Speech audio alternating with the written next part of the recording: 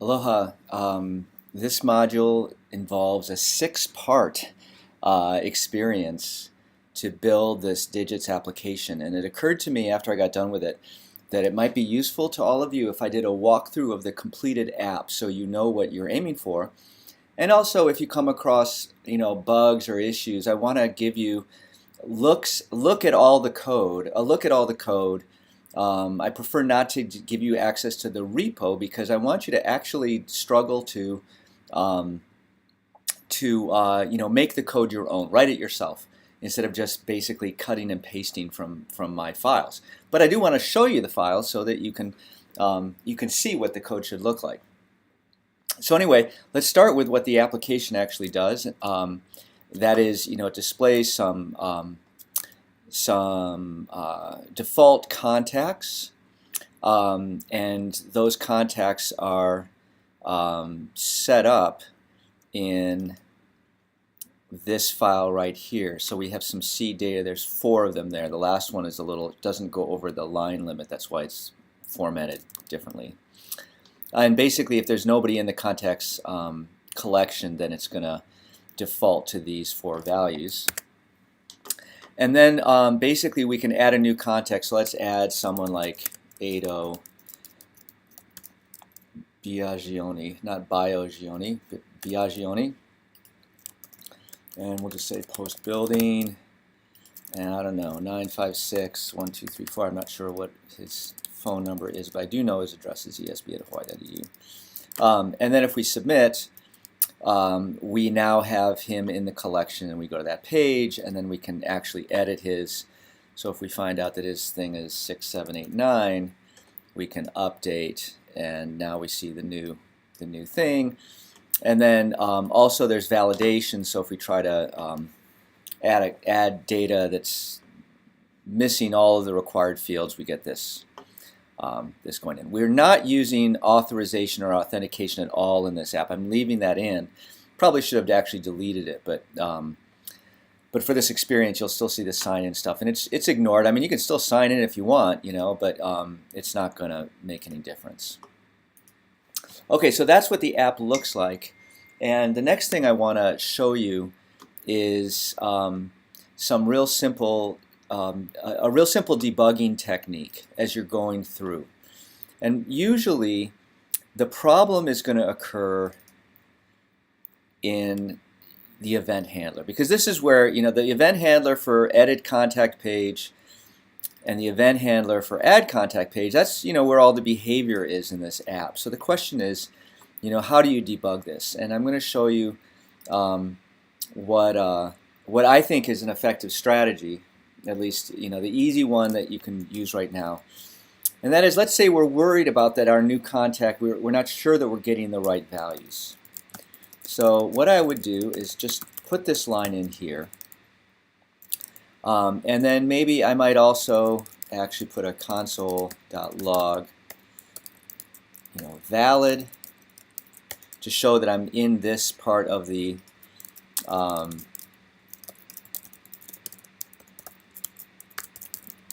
conditional, and an invalid to show that I got to that point. And those are key places, I think, to add some debugging info. So let's go back here. We're going to wait for the application to refresh. Okay, and so now if we go to add contact, okay, and we open up the Chrome Developer Tools, and then we say, okay, foo bar baz, quux zob, and then we submit.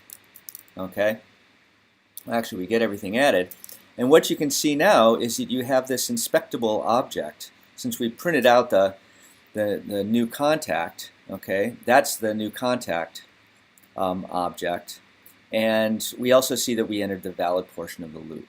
Okay, so this is the first thing that, as you're going through things, feel free to insert some console.logs and then use, and then of course, since that's a client-side code, it's going to appear in this console inside your browser, and you can hopefully, if you're making mistakes, you'll quickly figure out what you're doing wrong in that way.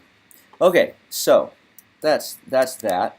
So what I wanted to do next is kind of go through all of the code in this application. So you get a chance to see it, and I'll kind of give you a walkthrough. Okay, so the first thing is the head.html up here in client. This comes straight out of the application template, and the basic idea is you want this header stuff so that things display well on a mobile device. And we'll also edit the title so the title says digits. Main.js on the client side. Inside client we have a main.js, and and what that does is that is responsible for importing all of the code, making sure that all of the code that executes on the client side is going to be loaded into the system.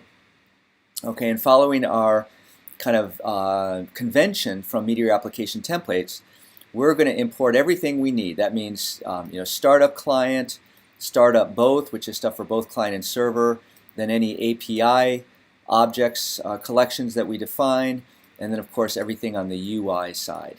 Okay, that's the client stuff. And then of course we have an analogous main.js on the server side, which loads all of the code necessary to run on the server side, which is everything in startup server, startup both, and then it turns out that our API code has to run on both client and server side, so we put it in there.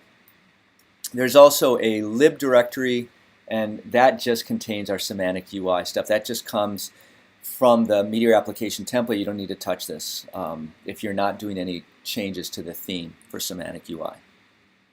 So that's our client directory. Now let's look at our imports directory. Let me just show you that there's 3 subdirectories. In the imports directory there's an API subdirectory. That's basically like our data model, defining our collections and our objects. Generally this code runs on both client and server.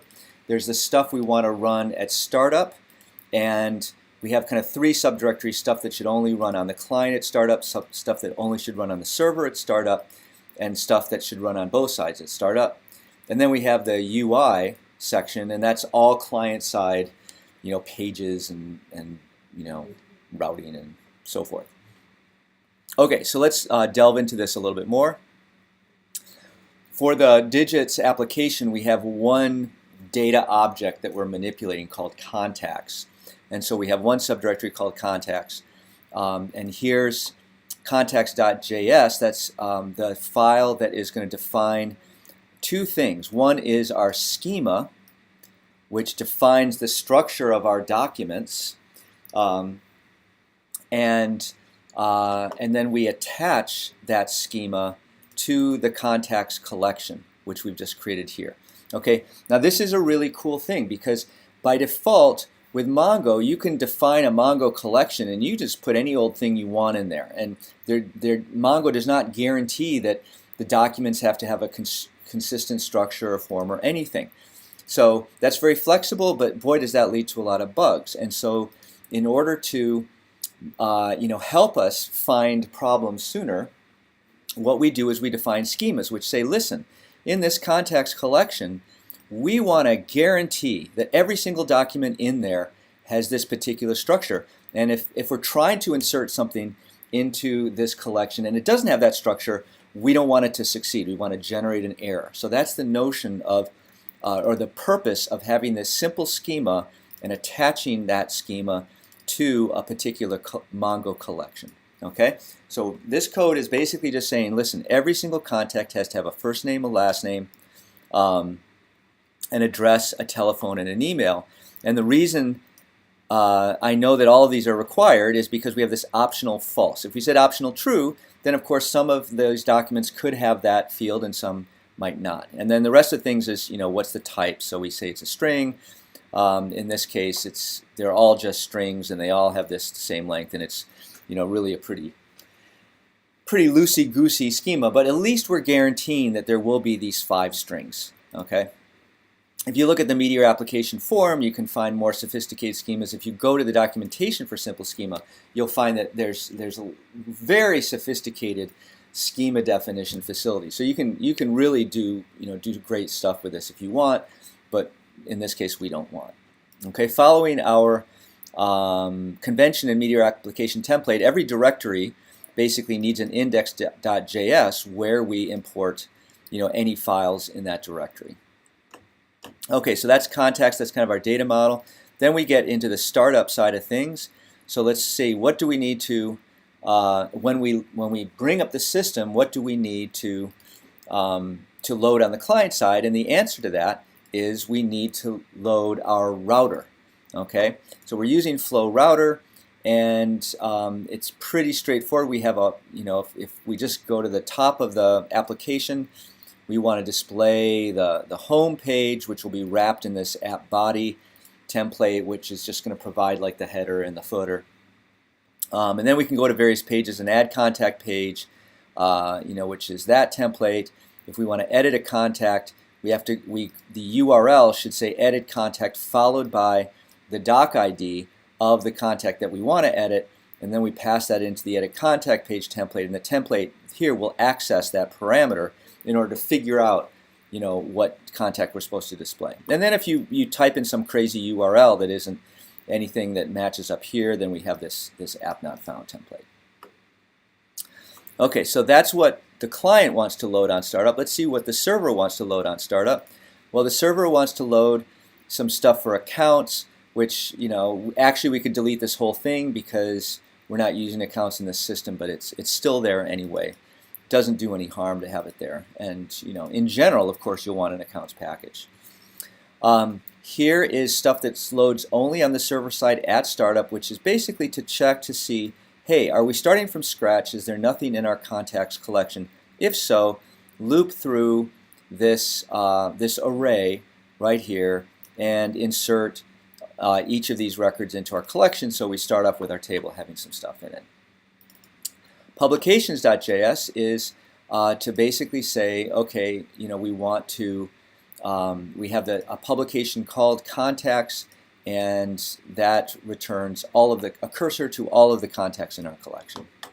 Then the index.js is simply going to import all of these three files, so that all we need to do is say, for example, in server main.js, we just say import startup.server, okay, and we'll get all three of these files loaded. So we don't have to go through individually here and individually import every single file in our system.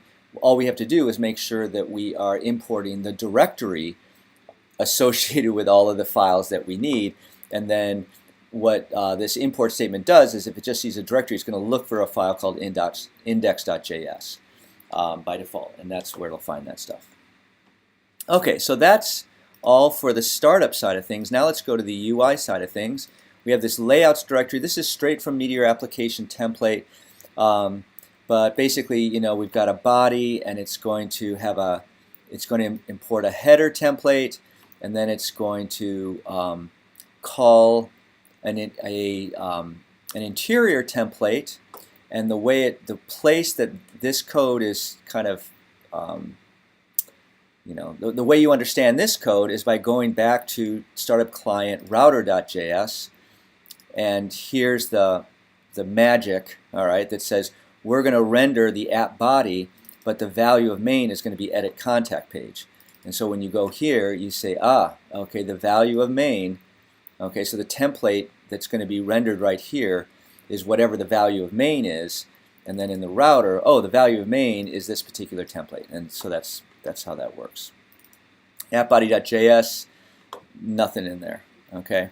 Header, okay, here's where you find our menu, and you see the links in the menu. So this is this path for, this is like Flow Router helpers or something that gives you this path for helper function, which is super useful. So you just want to say, listen, I want to go to whatever page is in the router is called home page. So in router.js we have a route whose name is home page, and so in here this expression will evaluate to whatever the appropriate path for that is.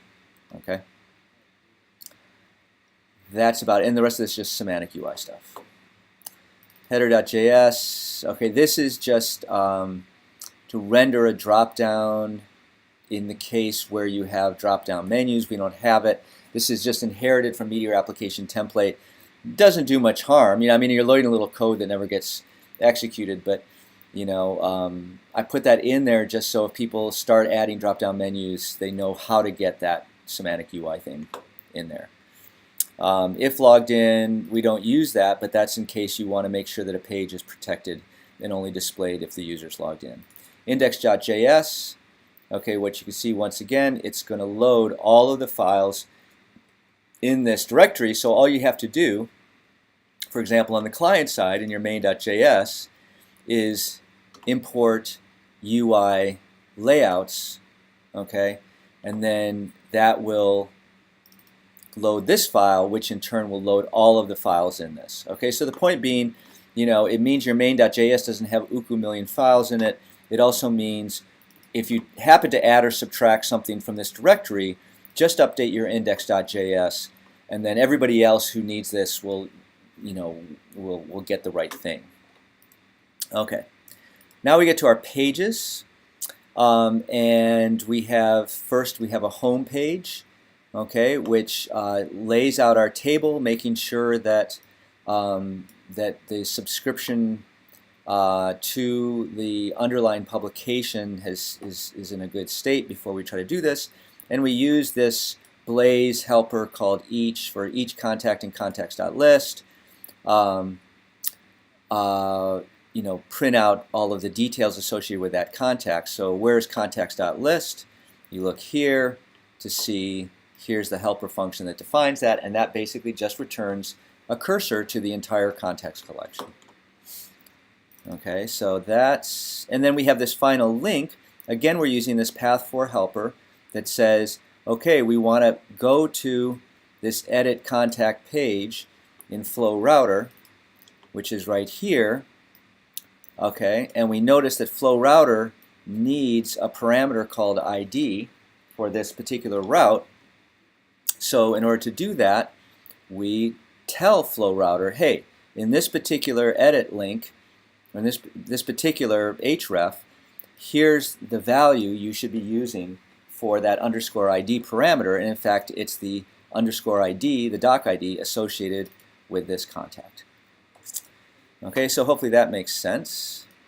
And the only thing we have also here, in addition to the helper function, is we have an onCreated which makes sure that we're subscribed to contacts. Otherwise, we won't see any contacts because we haven't subscribed in this page to that particular collection. Okay, and then we have an import here, which makes sure that we have. But just importing contacts, that makes that name, right? That makes that symbol accessible in here. But without doing the auto run, okay, we don't actually hook up this symbol to the actual collection. And this is, this is a fundamental, profound thing in Meteor, which is this idea of publication and subscription. Because remember, on the server, right, we got this Mongo database. On the client, we have a replication of the Mongo database. And so, how is it, right, that we control, if you think of kind of the server side as the ground truth or something, that's where all the data of everything is stored over there. On the client side, maybe you want a complete replication of collections on the server side, or maybe you just want a partial replication. But somehow you got to explain to Meteor for these collections what's the relationship between the collection on the client side and the server side, and when do you need to be providing data from the server over to the client to display. That's what publications and subscriptions do. In the home page, any page where we need to have data from the server, we've got to somehow subscribe. Okay? Unless you have auto-publish on, but we've turned that off in this. So we have to explicitly subscribe to publications. Okay? Once you kind of understand it, it's not that big a deal. All right, so then we have the add contact page.html. Okay, and let's look at this. The notion here is that we have a form, and if there's an error in the form, we're going to have a helper that tells us that. And then we basically have 5 fields. We have a name field. We have we have a field for the first name, a field for the last name, a field for the address, telephone, and email. Okay? And then for each of these, we're going to conditionally insert some HTML that says there's an error when it's the case that an error has been caught in that specific field. Okay? We don't want to display all these error messages when only one of the fields has an error. And so in Semantic UI, the way you accomplish this is you conditionally include the div with the message, and then you set this error class helper function, which is defined right here. There it is. Okay. We'll return the string error, which means that this whole thing will be replaced by error, and that is a Semantic UI class which says, hey, display all these any divs that have this error class in them. Okay. Otherwise, I think it's pretty straightforward. We have a button at the bottom, and there's a little bit of stuff with, like, we have this 2 fields thing, so that some of the fields don't occupy the full width of the container, but that's all we have there. Then edit contact page. Same kind of thing. Because edit contact page is going to show data associated with the underlying collection, it's going to show the data of a specific contact. We have to do this if template subscriptions ready to make sure that we display this page only after the subscription has been accomplished. Otherwise, it looks very similar to the other one. We have this error class thing at the top, but in addition, we're going to specify the value to be associated with each field. And to do that, we have a helper function called contact field.